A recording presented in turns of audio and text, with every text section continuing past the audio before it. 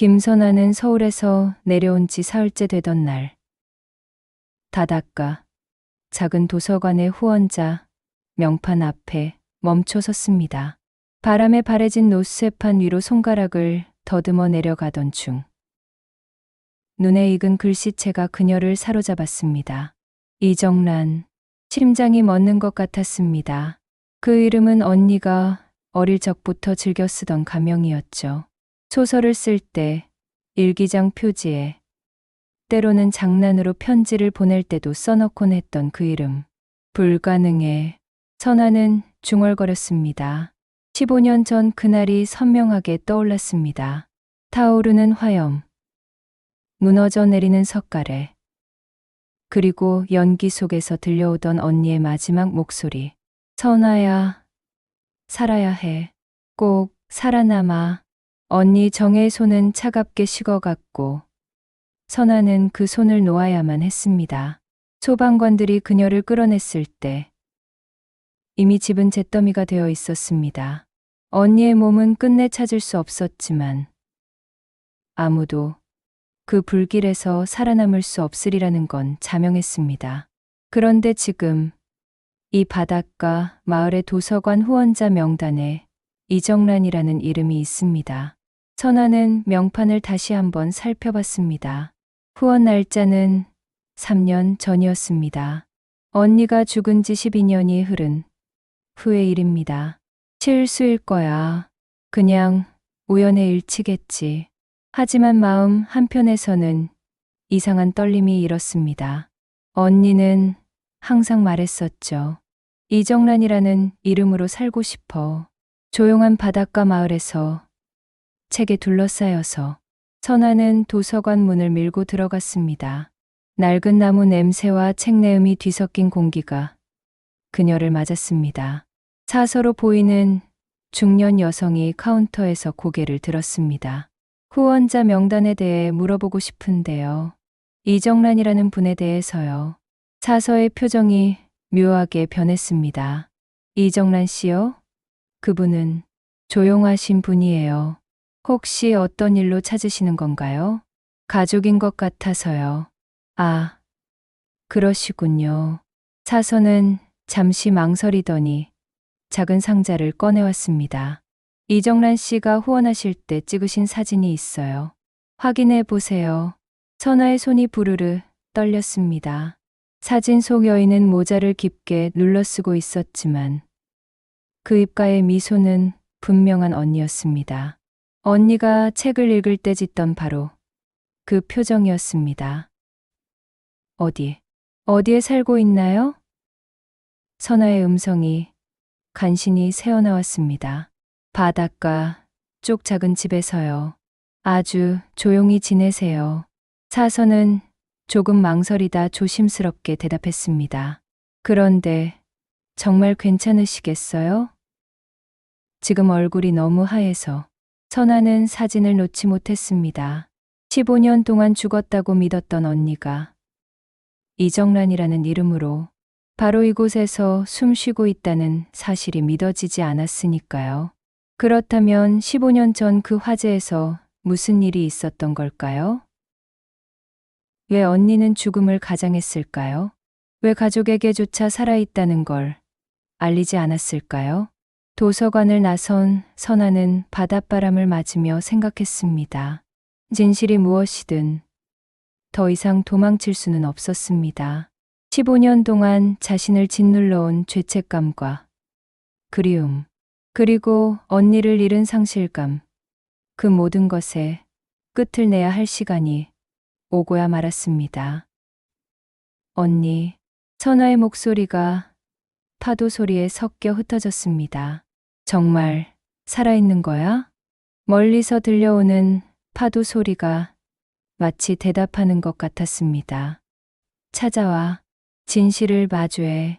죽음도, 시간도, 거짓도 막을 수 없는 것이 있었습니다. 그것은 바로 자매의 끈이었습니다. 그리고 지금 그 끈이 선아를 이정란에게로 이끌고 있습니다. 그 여자였습니다. 선아는 바닷가, 언덕 위 작은 집 앞에서 숨을 죽이고 서 있었습니다. 빨래를 널고 있는 여인의 뒷모습이 15년 전 기억과 너무나 닮아 있었습니다. 조금 더 구부정해진 어깨, 회색이 섞인 머리카락. 하지만 그 손의 움직임만큼은 여인이 몸을 돌렸습니다. 아, 선아의 입에서 신음이 새어나왔습니다. 세월의 무게가 얼굴에 깊이 새겨져 있었지만 그 눈만큼은 그대로였습니다. 언니 김정혜의 눈이었습니다. 두 사람은 그렇게 10m 떨어진 채 서로를 바라봤습니다. 시간이 멈춘 것 같았습니다. 바닷바람도 갈매기 울음소리도 모든 것이 정적 속으로 사라졌습니다. 먼저 움직인 것은 이정란이었습니다. 아니, 언니였습니다. 누구세요? 그녀의 목소리는 낯설도록 차갑고 경계심에 가득 차 있었습니다. 선아는 한 걸음씩 다가갔습니다. 언니, 저는 이정란입니다. 당신이 찾는 사람이 아니에요. 언니야, 나야, 선아. 목소리가 떨렸습니다. 15년 동안 죽었다고 생각했어. 15년 동안. 이정란의 아니, 언니의 얼굴이 순간 일그러졌습니다. 놀람과 고통과 그리고 두려움이 뒤섞인 표정이었습니다. 모르는 사람이에요. 돌아가세요. 하지만 그녀의 손이 떨리고 있었습니다. 빨래 집게를 떨어뜨릴 정도로. 언니 손에 있는 흉터, 7살 때 유리에 베인 흉터 말이야. 선아가 한 걸음 더 다가갔습니다. 엄마가 응급실에 데려갔을 때 울면서 내 손을 꼭 잡았잖아. 기억나지 않아? 이정란의 얼굴이 하얗게 변했습니다. 그녀는 본능적으로 왼손을 오른손으로 가렸습니다. 그만해요. 그녀의 목소리에 절박함이 묻어났습니다. 제발. 왜? 선아의 눈에 눈물이 맺혔습니다. 왜 죽은 척했어? 왜 나한테 알려주지 않았어? 내가 얼마나 자책하면서 살았는지 알아? 몰라요. 아무것도 몰라요. 이정란이 소리쳤습니다. 하지만 그녀의 눈에도 눈물이 고이고 있었습니다. 둘 사이에 침묵이 흘렀습니다. 15년이라는 시간의 무게가 그들을 짓누르고 있었습니다. 정말 기억 안 나? 선아가 떨리는 목소리로 물었습니다. 추리소설 읽어주던 것도?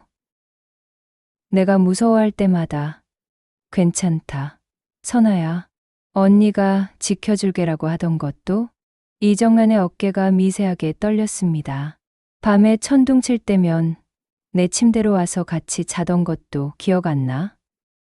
엄마 아빠가 싸울 때마다 나를 업고 뒷산에 올라가서 별 보며 이야기해 주던 것도? 그만. 이정란이 고개를 떨구며 중얼거렸습니다. 언니가 말했잖아. 이정란이라는 이름으로 살고 싶다고. 조용한 바닷가, 마을에서 책에 둘러싸여 살고 싶다고.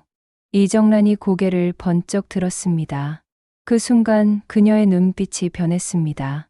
차갑고 경계심 넘치던 눈빛이 아니라 선아가 기억하는 언니의 따뜻하고 슬픈 눈빛이었습니다. 선아야. 그녀의 목소리는 이제 떨리고 있었습니다. 언니. 선아가 달려들려 했지만 이정란이 손을 내밀어 막았습니다. 아니야. 나는 이정란이야. 김정혜는 15년 전에 죽었어. 무슨 소리야? 그 화재에서 죽었다고. 그리고 다시는 돌아오지 않을 거라고. 이정란의 표정이 다시 차갑게 굳어졌습니다. 하지만 이번에는 슬픔이 섞여 있었습니다. 왜? 선아가 절규했습니다. 왜 그래야 하는데?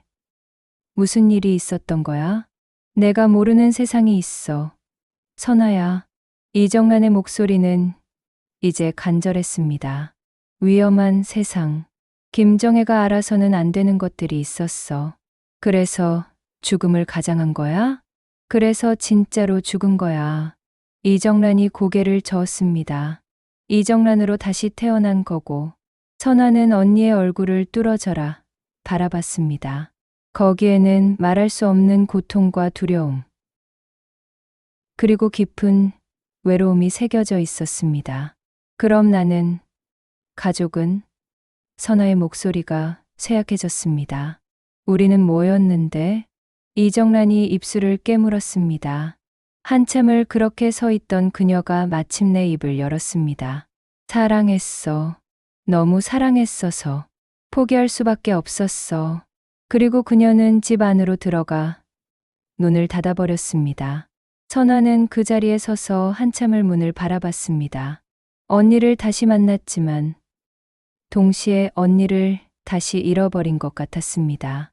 15년 전보다 더 멀리 있는 것 같았습니다. 선아는 밤잠을 이루지 못했습니다. 언니의 마지막 말이 계속 머릿속을 맴돌았습니다. 내가 모르는 세상이 있어. 도대체 무슨 세상? 무엇이 언니로 하여금 죽음을 택하게 만들었을까요? 새벽 5시, 선아는 펜션에서 마와 마을을 돌아다니기 시작했습니다.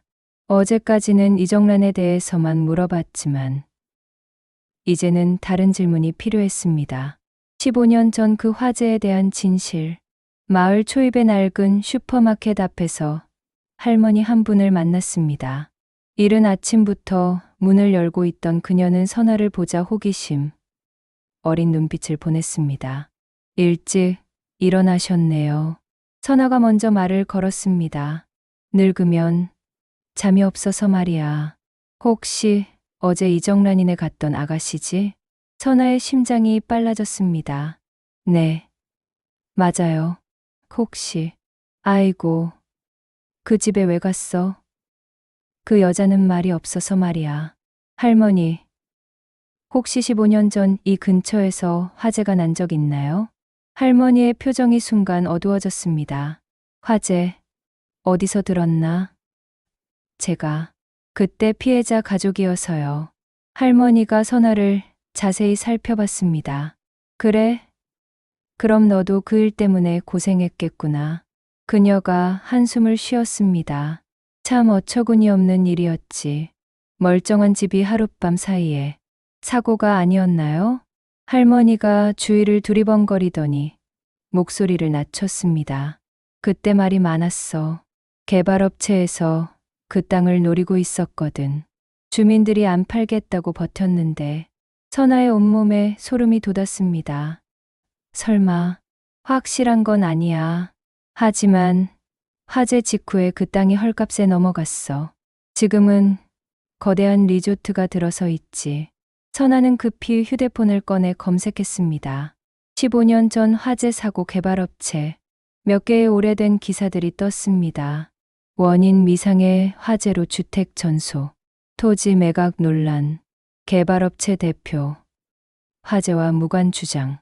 생존자 증언 부족으로 수사 종료. 할머니. 그때 생존자가 있었나요? 글쎄, 한 명 있었다고 들었는데 어린애였어. 그런데 그 애는 기억을 잘 못한다고 하더라고. 충격이 너무 커서. 선아였습니다. 15년 전의 자신이었습니다. 그 개발업체 지금도 있나요? 물론이지. 이 동네에서 가장 큰 회사야. 대형건설. 사장이 박대현인데 시장하고도 친해서 말이야. 선아는 더 이상 들을 수 없었습니다. 언니가 알고 있었던 것이 이것이었나요? 화재가 조작된 것이라는 사실을? 오후에 선아는 도서관에서 15년 전 신문들을 뒤져봤습니다. 마이크로필름에서 찾은 기사들은 할머니의 증언을 뒷받침했습니다. 박대현 대형건설 대표. 화재는 순전히 우연한 사고. 토지 매입 추진. 지역 발전을 위한 선택. 경찰. 방화 가능성 낮아. 사고로 결론. 하지만 구석진 지면의 작은 기사 하나가 선아의 눈을 사로잡았습니다. 화재 전날 수상한 인물 목격. 신고자. 신원 미상. 선아의 손이 떨렸습니다. 언니가 뭔가 봤던 것일까요? 방화범을 목격했던 건 아닐까요? 그때 도서관 문이 열리며 낡은 운동화 소리가 들렸습니다. 선아가 고개를 들었을 때 이정란이 언니가 서 있었습니다. 뭘 하고 있는 거야? 언니의 목소리는 차갑지만 떨리고 있었습니다. 진실을 찾고 있어. 그만둬. 언니가 다가오며 마이크로필름 화면을 봤습니다. 그녀의 얼굴이 하얗게 변했습니다.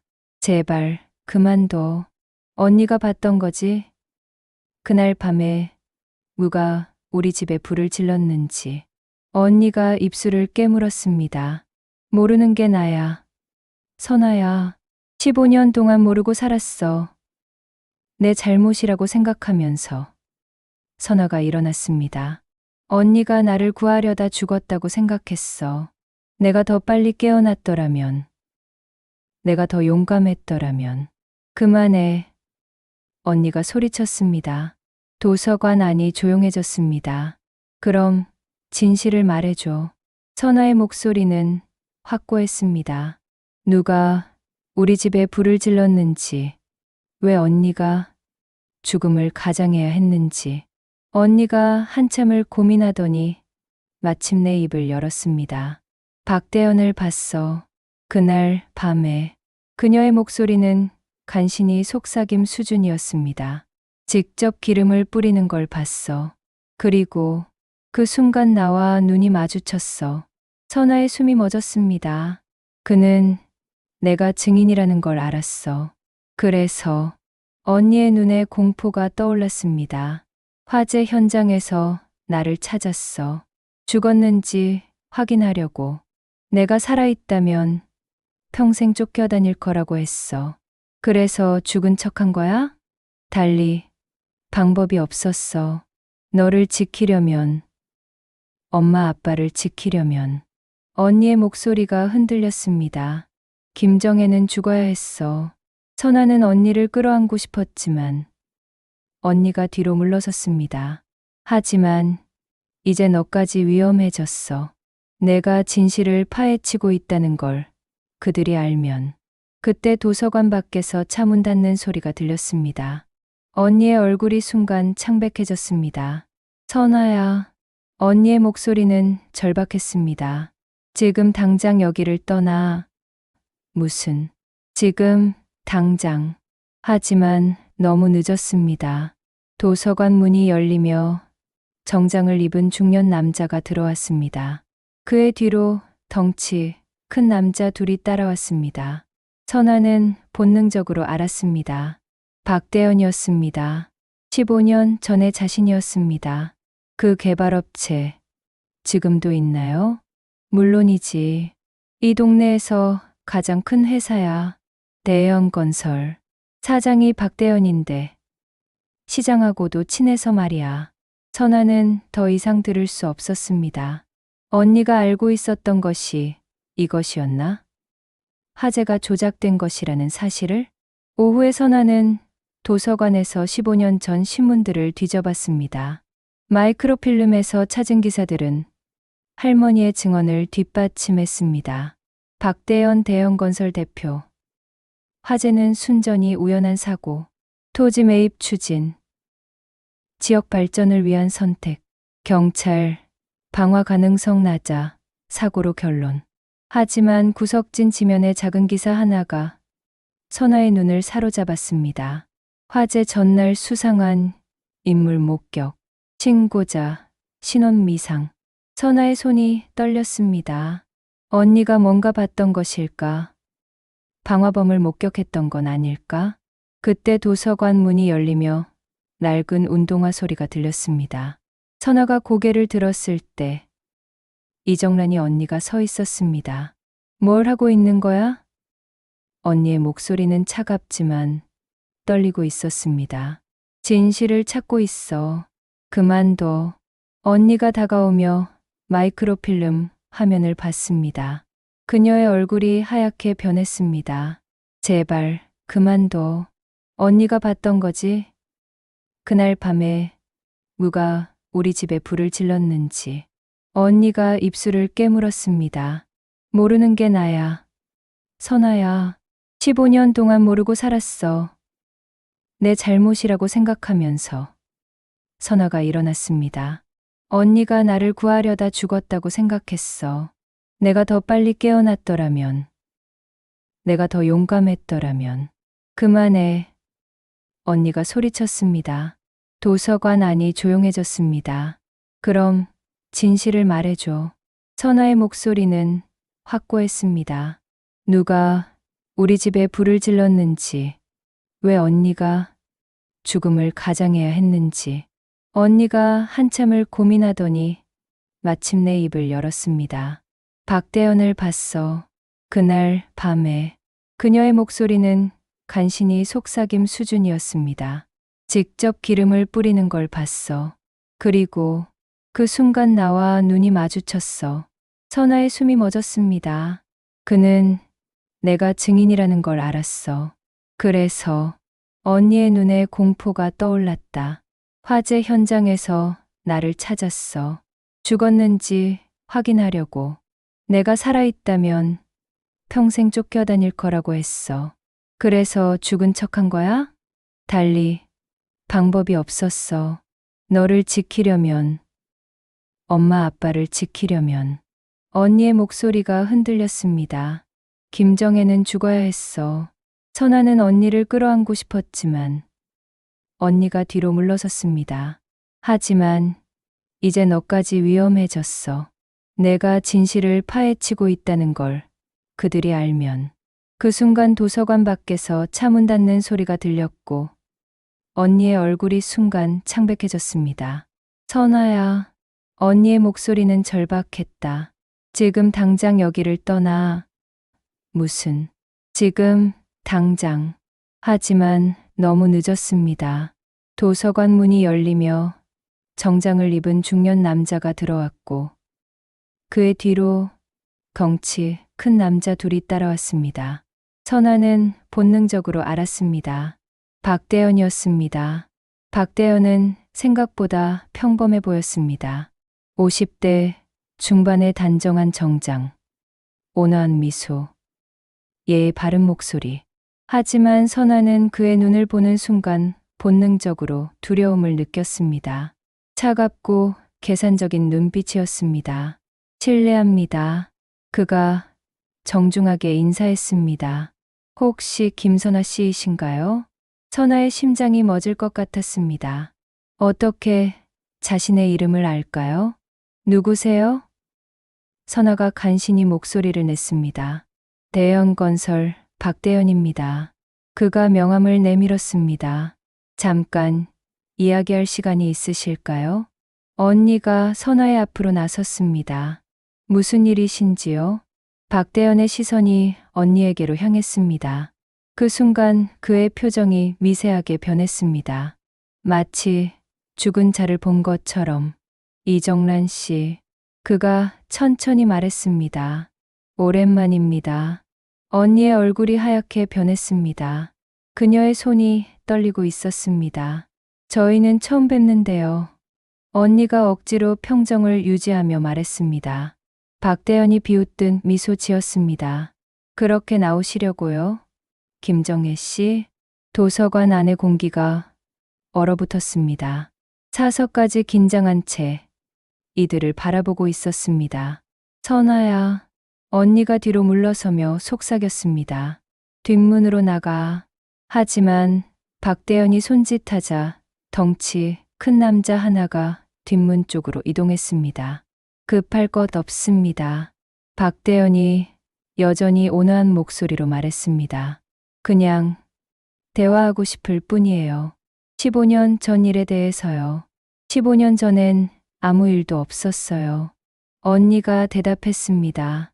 정말요? 박대현의 눈빛이 날카로워졌습니다. 그럼 김선아 씨는 왜 여기까지 와서 옛날 신문을 뒤지고 있을까요? 선아가 뒤로 물러섰습니다. 그들이 자신을 감시하고 있었던 것입니다. 걱정 마세요. 박대현이 선아를 향해 말했습니다. 해칠 생각은 없어요. 다만 그가 잠시 멈춘 뒤 계속했습니다. 어떤 일들은 묻어두는 게 모두에게 좋습니다. 협박인가요? 선아가 용기를 내어 물었습니다. 협박이라니요. 박대현이 허리를 굽혀 인사했습니다. 제안입니다. 서울로 돌아가세요. 그리고 이 일을 잊으세요. 그럼 모두 평화롭게 살 수 있어요. 만약 거절한다면요? 박대현의 미소가 사라졌습니다. 거절하시면 15년 전처럼 불행한 사고가 또 일어날 수도 있죠. 언니가 앞으로 나섰습니다. 선아는 아무것도 모르는 아이예요. 그냥 언니를 그리워해서 온 것뿐이에요. 아무것도 모르는 아이가 15년 전 신문을 뒤져봅니까? 박대현이 냉소적으로 말했습니다. 이정란 씨, 당신도 참 끈질기네요. 죽은 척하고 숨어 살면서도 결국엔. 제발. 언니의 목소리가 떨렸습니다. 선아만큼은, 아이만큼은. 그럼 당신이 선택하세요. 박대현이 언니를 똑바로 보았습니다. 조용히 이 마을을 떠나든지 아니면. 그때 도서관 문이 벌컥 열리며 마을 사람들이 들어왔습니다. 앞서 선아가 만났던 할머니도 있었고 어제 경고했던 늙은 어부도 있었습니다. 박 사장, 할머니가 단호한 목소리로 말했습니다. 여기서 뭐 하는 거요? 박대현의 표정이 순간 당황스러워졌습니다. 아, 할머니, 그냥 사업 이야기를 좀. 사업 이야기를 도서관에서 해요? 어부 할아버지가 비웃었습니다. 게다가 저렇게 덩치들까지 데리고 우리가 다 봤어. 할머니가 계속했습니다. 이정란이도 그렇고 이 아가씨도 그렇고 조용히 살고 있는데 왜 괴롭히는 거요? 박대현이 주위를 둘러봤습니다. 도서관 밖에도 더 많은 마을 사람들이 모여 있었습니다. 오해입니다. 그가 어색하게 웃었습니다. 그냥 인사차 온 것뿐이에요. 그럼 인사 다 했으니까 가세요. 할머니가 단단히 말했습니다. 박대현이 잠시 망설이더니 선아와 언니를 번갈아 보았습니다. 좋습니다. 그가 말했습니다. 오늘은 이만 가겠습니다. 하지만 그의 목소리가 낮아졌습니다. 생각할 시간을 드릴게요. 며칠 후에 다시 뵙죠. 그가 손짓하자 부하들과 함께 도서관을 나갔습니다. 차 문이 닫히고 엔진 소리가 멀어져 가자 도서관 안이 다시 조용해졌습니다. 고맙습니다. 선아가 마을 사람들에게 인사했습니다. 당연한 일이지. 할머니가 말했습니다. 우리 마을 사람들을 괴롭히는 건 용납 못해. 하지만 할머니의 표정은 심각했습니다. 하지만 아가씨들, 조심해야 해. 박대현, 그 사람은 포기하지 않을 거야.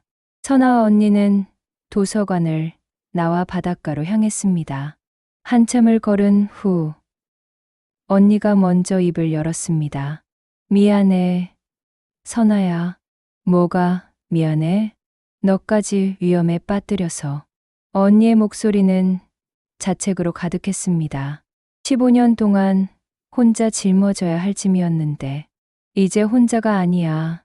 선아가 언니의 손을 잡았습니다. 우리가 함께 해결하자. 안 돼.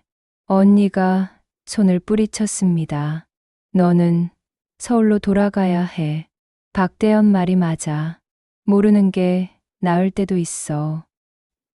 언니, 선아가 단호하게 말했습니다. 15년 전엔 내가 어린애였으니까 언니가 나를 지켜줬어. 하지만 이제는 달라. 언니가 선아를 바라봤습니다. 이번엔 내가 언니를 지킬 차례야. 선아의 눈빛이 결의로 차 있었습니다. 우리가 함께 진실을 밝혀내자. 언니의 눈에 눈물이 맺혔습니다. 위험해. 15년 동안 위험한 건 언니였어. 혼자서 모든 걸 감당하면서. 선아가 언니를 끌어안았습니다. 이제는 같이 맞서자.